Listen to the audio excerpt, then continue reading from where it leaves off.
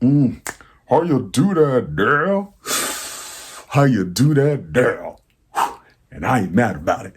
I am your man's Nic Rattlehead. And behind this camera, somewhere out in California, is my brother. Oh, my compadre, my amigo. My man's with the master plan, 100 grand, only you, me, and God knows how much I love this guy, man. Tell him one more time, what's your name? Matt the Graff. Matt the Graff. Oh, we in here. And we are Aftershock Reviews, here to give you the first review of 2021. And we are excited to give you something that we have neglected to talk about in 2020. And I have to rectify that before we go any further, right? And I am talking about Apex Profane by Miasmatic Necrosis. And ooh, is this thing nasty. What this is to me, it's like, it is the auditory equivalent of and I have to also make sure I say this medical term correctly, anesthesia awareness. Why do I say that this is the auditory equivalent of anesthesia awareness? Well, if anybody knows what that is, that means it's what happens when you wake up during surgery, right? And some people have given multiple different accounts of what this is like. Some people say they don't feel a thing, but a lot of people, the majority, at least from what I have seen, have, voiced that, yo, you feel it.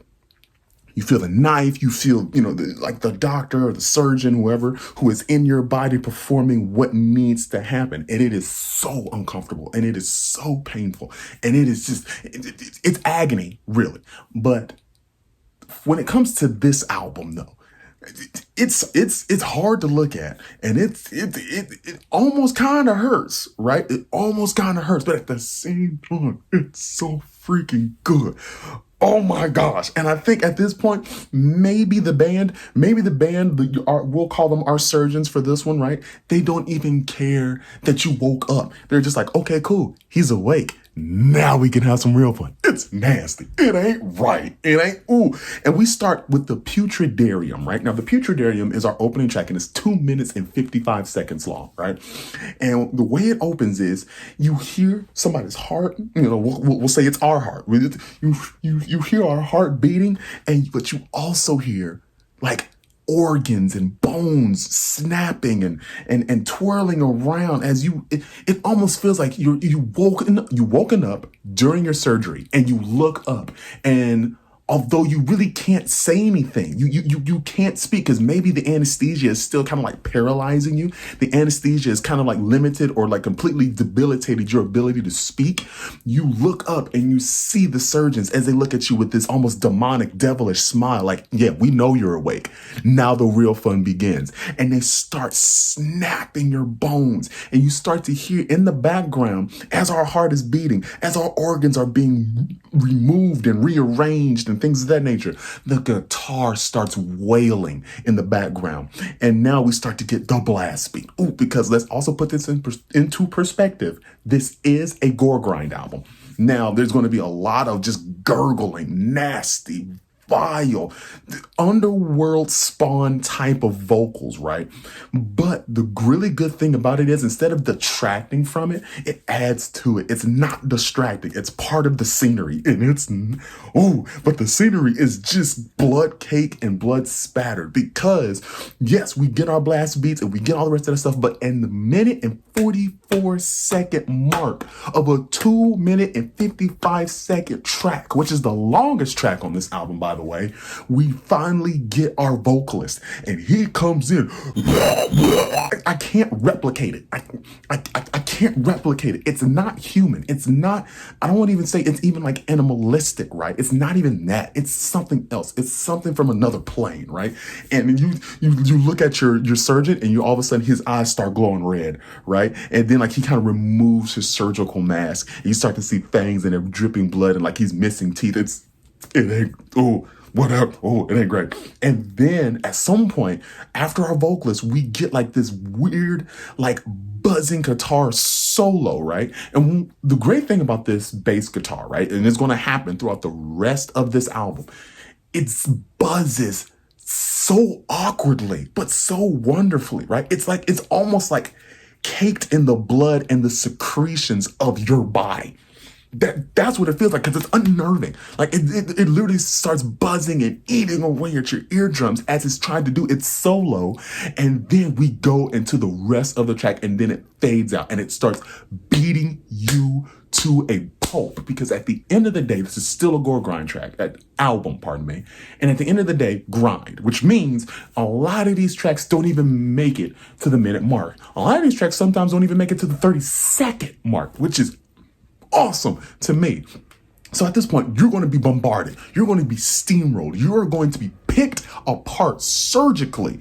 I don't even say surgically, because at this point, maybe the surgeon has thrown off his gloves. He took his knife and he threw it away, and he just said, screw it. And he just starts digging into your body, looking at different organs and saying, you know what? This is kind of fun. And he just starts throwing them every which way, blood splattering across the walls. It's chaotic. It's masochistic, really, as the listener, because at this point, you start to be completely aware of the danger, completely aware of the chaos, but yet and still, I guess for weirdos like me, you really enjoy it. Oh my gosh, right? And we get to one of my favorite tracks. And this one is called, I'm gonna have to look this, make sure I say this right, Emetic Eucharist, right? I hope I said that right. Because this album is like a minefield of just, you know what, you're going to mispronounce a lot of words here. So just be ready for it. But it is still one of my favorite tracks. Why? Because within a minute and 50 seconds, they accomplish so much, right? And it's one of the more catchy tracks from this album, if you can really say that about this album. But we have a lot of situations where it's really punkish at this point, because usually we have already been grinded down to a pulp, a embryonic cranial pulp. Oh, did you get it? Because I said grind it to a pulp, but I said embryonic cranial pulp because that's actually a track from this album. So I made it into a pun. I'm good at this, man. I do it live. It's not a game. Watch me go. But we're talking about this track here. And the reason why I like this track so much, because it kind of feels like a change of pace, because we have this really punkish D beat that kind of eases us into this track, right? But then as the punkish D beat kind of I don't want to say it doesn't wear out its welcome, but it becomes a staple, it breaks down and it just starts falling apart after a 3-stick shot, and it just completely falls apart. It's at this point they take your testicles off, look at it, and be like, okay, he can do better. And then they throw it away. It's not great. But it is great. This is excitement here because it's freaking awesome. And then it goes back into our punkish DB. And the vocalist, and when I say vocalists with an S, right? Because apparently there are 3 vocalists on this in this band, right? And the bassist is a vocalist as well.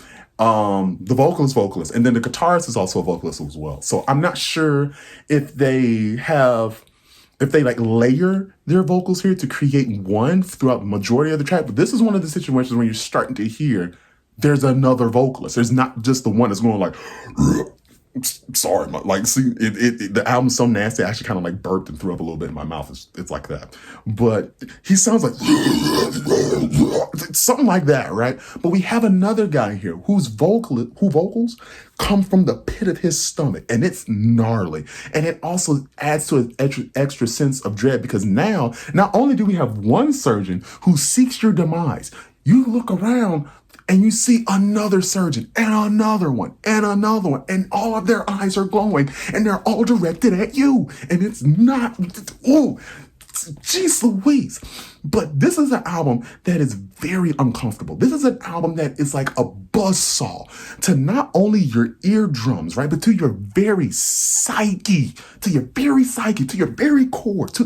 It shakes you, but it is so good. It's such a thrill ride. It is such a freaking shot of adrenaline to the arm, and it is awesome. Oh my gosh. But we're talking about another great moment of this album, of this track listing. Engorged, Trachea, Purelands. This is great because the track is 7 seconds. It's just 7 seconds. But literally, you just have a little bit of noise for 2, and then the vocalist just comes in and says, and then it's done. And I'm like, yes, do it again. I'm going to reveal my weirdness here. I listened to this track way more than I should. I listened to this track probably the most out of all of this album. And yet again, this is a marvelous album. This is a masterful gore grind album. But that track, it's kind of like how I feel when I first listen to, I don't know, Napalm Death or Carcass or something else like that. And they have one of those tracks. It's just only like 5 seconds and it's just going like, and that's it. And you're like, okay, do it again. What? And then you play it again and again and again, and you're laughing at the absurdity of it, but also it's freaking great. Bravo, gentlemen. Bravo. Now we also get Apex Profane. And I'm skipping across here because what you're going to get when it comes to this album is a lot of situations where the guitars tear at your flesh. The bass grinds and buzzsaws on your bones and on your organs. And then as the bass it starts to get blood caked, you see the surgeon just kind of like wipe the blood off with his, with I don't know, your toenails or something else like that. And then he just continues to keep going. It's like that. But one of the great things that is about this album is the percussion. Why? Because out of all of this chaos, the percussion here is the only thing that feels precise, that feels laser focused. And especially when it comes to it, I'm talking about this track here. Bear with me. Apotheosis emissions of malodorous procedures. Ooh, right? That's a track title. I'm not going to repeat it again. But the reason why I really, really love this track is because of the percussionist. And he switches seamlessly and effortlessly on the drop of a dime, really, between chaotic, almost forward-thinking blast beats, right? But then he'll go to this really cool punkish or thrash like D beat, right? And then he'll do a double bass, and then he'll just go back into the blast beat, and it's great, and it feels so well thought out and so well executed. And one of the really good things, and it's small, it's minute, but I love it. He really likes to transition between ideas sometimes with 3 stick shots. So he'll go like, and then he'll go like, you're like, what the heck? It's a small little detail. It's a small little thing. But I think to me, it adds, it's the details that make a painting work. It's the details that make, I don't know, a Greg Capullo drawing great. It's the details that make a David Finch piece of art wonderful, right? And that is what he's doing here with those stick shots. That is what he's doing here when he has his cool drum fills within the midst of all of this blood-soaked chaos, right? It's good. Dang it, it's good. And then we have Apex Profane that ends the whole album, right? It's the title track. It's the titular track here. And the thing about it is, yes, it starts out with its blasphemies, but it settles in to this wonderful, and that's not a word I want to use. I don't want to use wonderful. It settles into this vile groove, right? It sets into this offsetting, but really dope, straightforward, aimed at your throat groove, right? And it feels like at this point in the track, all of the vocalists get a chance to rip at your bones right before you pass away. The surgeons see the life draining from your eyes, and they're like, okay, well, he's about to go. So before he goes, did everybody get a chance? No, you didn't get one? Okay, cool. Yeah, you go ahead and, make sure, I don't know, get his pelvis or something else like that. Oh, okay, you want a spleen? Get a spleen. It's not a game. It's like that. It's freaking great. And then the track it ends, it fades out, and then it's just silence. Like you actually died at the end of the album. You passed away. That was it. You know what I mean? They lost you, and they're like, okay, what time is it? What is the time of death here? Oh, okay, cool, no problem. Next. This is good stuff. This is fun. This is a situation where it's like, had I been more aware of this album earlier on in 2020, this would have it would not have been an honorable mention. I had to make it an honorable mention because I had just gotten onto it. But this would have been a situation where it would have been in the list and high up there because it's freaking great. The name of this album again is called Apex Profane by Miasmatic Necrosis. Now, trying to get a physical copy of this album is pretty difficult, right? But that does not negate the fact that you can still buy it on their Bandcamp. We'll have a link for that in the description below. Check it out, please. It is so great. And also, and we're actually going to start doing this now, don't forget to like and subscribe. Ooh, and you can follow us on our social media on IG and on Twitter. We'll leave links for that in the description below as well. But until next time, I'm just saying, I am your man's Nic Rattlehead, and behind this camera somewhere out in California is my man's with the master plan, 100 grand. Tell him one more time, what's your name, man? Matt the Graff. Matt the Graff. Wash your hands, support your bands. Peace. How you do that?